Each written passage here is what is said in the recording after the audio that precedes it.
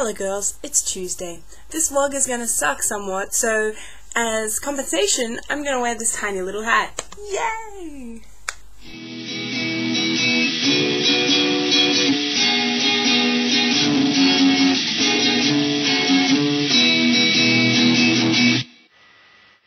I still don't have paper towns back yet. I will have it back next Tuesday because that's when my sister gets back from Japan.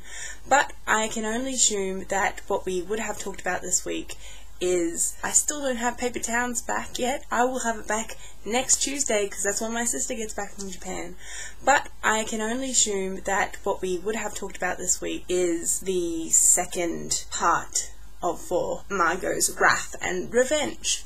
Firstly, it's epic. This part rivals the road trip at the end.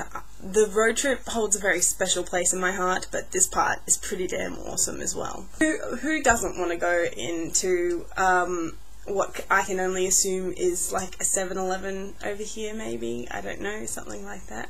Because we don't tend to have 24-hour shops in Australia. But who wouldn't want to go into one and buy a massive tub of Vaseline?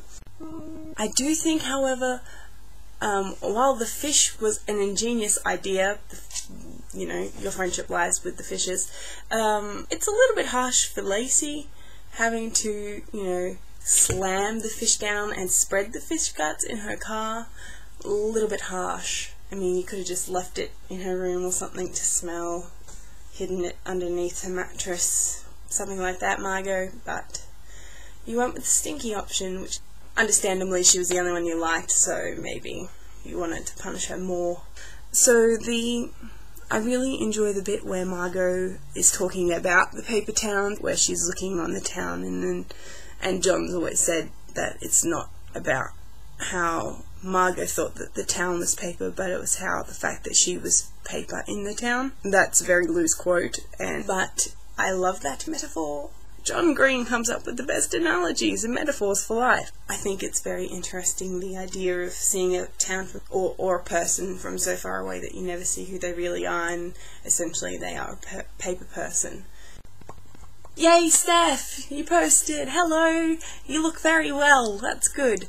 Sorry I haven't added you to Twitter yet. I haven't actually logged in for a week. It's like some sort of blasphemy. As for Twilight stuff, I hate it when I hear on any news site about, oh, they're falling in love on the set, and it always invariably happens with one of the movies like Twilight where the two main characters are supposed to have a romantic relationship, so everybody wants to speculate about the fact that they really do have a romantic relationship, because it always seems like they do, because they spend so much time together rehearsing and, you know, have to spend a lot of time together and therefore form close bonds if you like each other. If they didn't like each other, it'd be a bit of a bummer, because then they'd become worse enemies, and that would make Eclipse a very hard movie to film. But yes, I definitely do not like it when they do such things as that. I mean, really, it has nothing to do with the rest of it.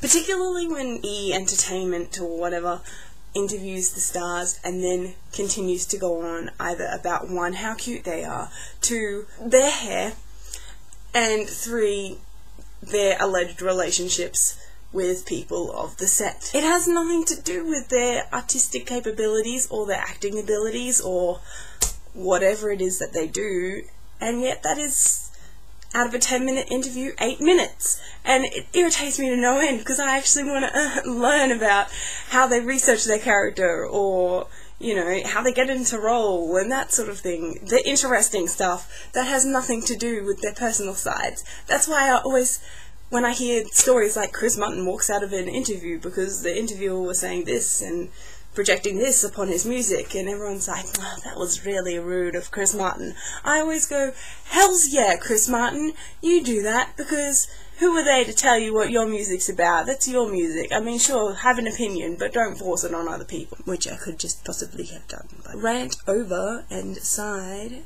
I think that's actually all. Bye!